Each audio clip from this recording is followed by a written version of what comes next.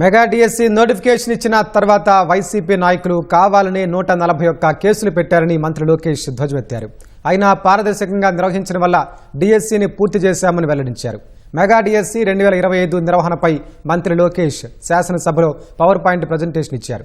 కూటమి సర్కార్ టీచర్లను Singapore, Finland దేశాలకు పంపిస్తే గత వైసీపీ సర్కార్ వైన్ షాపుల ముందు నిలబెట్టిందని మండిపడ్డారు.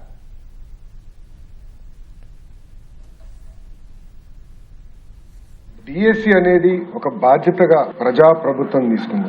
2025 డిఎస్సి 16,347 పోస్టులతో మనం డిఎస్సి చేస్తాం జరిగింది అధ్యక్ష. దాంట్లో సుమారుగా 3,36,300 మంది అభ్యర్థులు దీనికి అప్లై చేస్తాం జరిగింది అధ్యక్ష.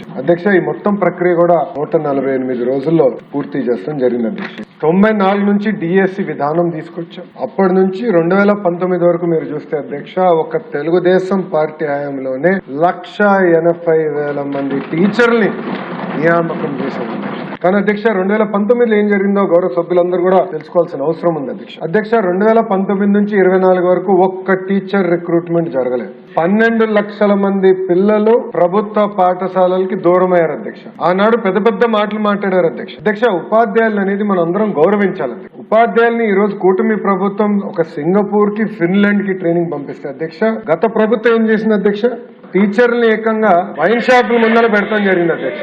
టీచర్ ఇది మీడియాలో వచ్చింది, నేషనల్ మీడియాలో వచ్చిన ఆర్టికల్ ని నేను ఈరోజు గౌరవ సభ్యులందరికీ చూపిస్తున్నాను. టెట్ నోటిఫికేషన్ వచ్చేగల అధ్యక్ష, ఇది చాలా స్పష్టంగా national council for teacher education guide lines ఇచ్చింది అధ్యక్ష. గైడ్ లైన్స్ లో compulsory TET qualified teacher qualification ఉండాలి టీచర్స్ కి, బోత్ ప్రభుత్వ పాఠశాలలో ప్రైవేట్ పాఠశాలలో కూడా ఉండాలని చాలా స్పష్టంగా చెప్పారు. కనుక టెట్ మ్యాండేటరీ చేసి 20% టెట్ మార్క్స్ కి వెయిటేజ్ ప్రజా ప్రభుత్వం అందిస్తాం జరిగింది అధ్యక్ష. టెట్ కి మీరు చూస్తే అధ్యక్ష 3,68,661 మంది అప్లై చేస్తే 1,87,256 మంది క్వాలిఫై కూడా అవుతాం జరిగింది అధ్యక్ష. చూస్తే టెట్ అయిన తర్వాత అధ్యక్ష ప్రత్యేకంగా డిఎస్సి నోటిఫికేషన్, మన ఎస్సీ సోదరులది వర్గీకరణ ఇష్యూ వచ్చినప్పుడు ఫస్ట్ ఆ ప్రక్రియ పూర్తి చేసి జిఏడి ద్వారా ఆర్డర్ వచ్చిన తర్వాత ఆ ఉపకులాల్ని గ్రూప్స్ లోకి సెట్ చేసడానికి ఫస్ట్ ప్రక్రియ మేము చేసాం అధ్యక్ష. దాని తర్వాత స్పోర్ట్స్ ని పెద్ద ఎత్తున, స్పోర్ట్స్ పర్సన్స్ ని పెద్ద ఎత్తున ప్రోత్సహించాలనేది ప్రజా ప్రభుత్వం నిర్ణయం.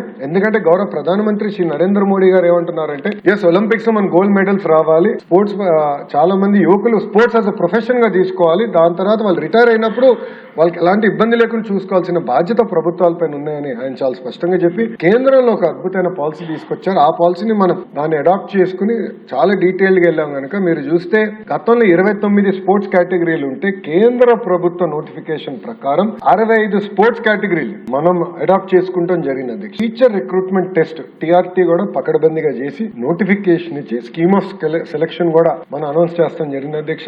మెగా డిఎస్సి నోటిఫికేషన్ ఇచ్చిన తర్వాత కావాలని వైకాపా నాయకులు, వైకాపా పార్టీకి చెందిన సభ్యులు ఎట్టి పరిస్థితుల్లో ఈ డిఎస్సి జరగకూడదని కోర్టుకెళ్లి కేసులు వేశారు అధ్యక్ష.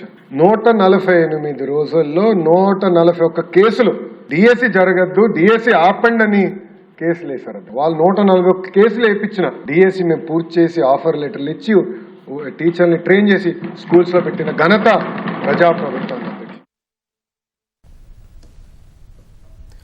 డిఎస్సి అంటే ఏంటో తెలియని కొందరు వైసీపీ నేతలు దాని మీద ఆరోపణలు చేయడం దారుణమని మంత్రి లోకేష్ మండిపడ్డారు. స్పోర్ట్స్ కోటాలో ఉద్యోగాల భర్తీపై ఆరోపణలు చేస్తున్న వైసీపీ నేతలు ఆధారాలు తీసుకుని రావాలని డిమాండ్ చేశారు.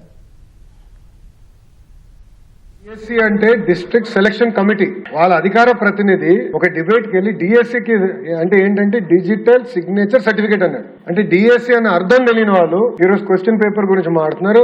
16,291 మందికి క్యాండిడేట్స్ కన్సిడర్ అయినప్పుడు 722 మందికి మనం ఇవ్వలేకపోయి ఉంది. దాంట్లో కారణం కూడా ఏంటంటే అధ్యక్ష, ర్యాంకింగ్ లో local reservation, horizontal reservation, management wise vacancies, post preference, eligibility conditions, statutory government orders పాటించినప్పుడు కొంతమందికి అవకాశం రాలేదు అధ్యక్ష. చాలా పకడ్బందీగా సర్టిఫికేట్ స్టేజ్ లోనే చాలా స్పష్టంగా వెరిఫై చేస్తాం జరిగింది అధ్యక్ష.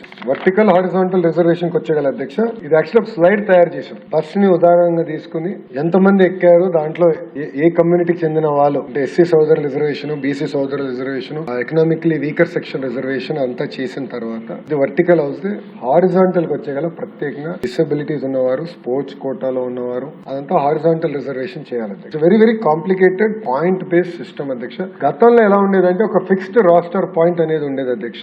అది ఆధారంగా తీసుకుని కానీ మనం నోటిఫికేషన్ ఇచ్చుంటే నోటిఫికేషన్ కోర్టు కొట్టేసేది అధ్యక్ష. ఎందుకంటే జడ్జిమెంట్స్ చాలా క్లియర్ గా ఉన్నాయి. కమ్యూనిటీ బేస్డ్ రాస్టర్ ఇంటిగ్రేషన్ చేయాలి, వర్టికల్ హారిజాంటల్ రిజర్వేషన్ చేయాలి, ప్రతి క్యాండిడేట్ ని ఆ రిజర్వేషన్ లో మీరు ఫిక్స్ చేయాలని చాలా స్పష్టంగా సుప్రీం కోర్టు జడ్జిమెంట్స్ ఉన్నాయి కనుక అది మేము ఫస్ట్ టైం, నేను ఇప్పుడే చెప్పినట్లు భారతదేశంలో ఫస్ట్ టైం డిఎస్సిలో అది నిర్వహించిన ఏకైక ప్రభుత్వం ఎన్డీఏ ప్రభుత్వం అధ్యక్ష.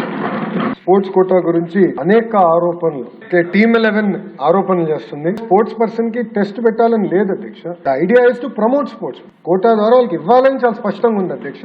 వాళ్ళందరికీ ఏదైతే రూల్ పాటించామో అదే రూల్ ఇక్కడ కూడా పాటించి గౌరవ మంత్రి గారి నాయకత్వంలో 29 డిసిప్లిన్స్ ఏదైతే ఉందో కేంద్ర ప్రభుత్వం సూచన మేరకు 65 డిసిప్లిన్స్ తీసుకొచ్చాం. దాంట్లో కూడా ప్రయారిటీ 1, ప్రయారిటీ 2 డిసిప్లిన్స్ కూడా పెట్టి ప్రయారిటీ 1 వాళ్ళందరినీ భర్తీ చేసిన తర్వాతనే ప్రయారిటీ 2 డిసిప్లిన్ కూడా వెళ్తాం జరిగింది అధ్యక్ష. స్పోర్ట్స్ కోటా కూడా చాలా పారదర్శకంగా నిర్వహించారు అధ్యక్ష. అంతేకాకుండా సర్టిఫికేట్ వెరిఫికేషన్ లో కూడా ట్యాప్ ఆధ్వర్యంలో ఆల్మోస్ట్ సుమారుగా ఒక నెల రోజుల పాటు వేరియస్ లెవెల్స్ లో సర్టిఫికేట్ వెరిఫికేషన్ కూడా పకడ్బందీగా చేసిన తర్వాతనే స్పోర్ట్స్ కోటా ద్వారా ఉద్యోగాలు ఇస్తాం జరిగింది అధ్యక్ష. కావాలని ఇప్పుడు ఆరోపణలు చేస్తున్నారు అధ్యక్ష. ఏదో కూనా రవి గారు చైర్మన్ ఆఫ్ సమ్ అథారిటీయో, లేదంటే ఎంపీ భరత్ గారు ఆనరీ చైర్మన్ ఆఫ్ సమ్ అథారిటీనో, లేదంటే ఆంధ్ర క్రికెట్ అసోసియేషన్ లో ఒక ఎంపీ గారు సెక్రటరీ అనో, వాళ్ళు ఏదో సర్టిఫికేట్లు ఇచ్చేసారు దానికి వీళ్ళు ఓకే అన్నారంటే ఆధారాలు తీసుకురండి, ప్రూవ్ ఇట్. ఎక్కడ ఆధారాలు లేవు. చాలా పారదర్శకంగా శాప్ ఆధారంలో పకడ్బందీగా సర్టిఫికేట్ వెరిఫికేషన్ మేము చేశాం.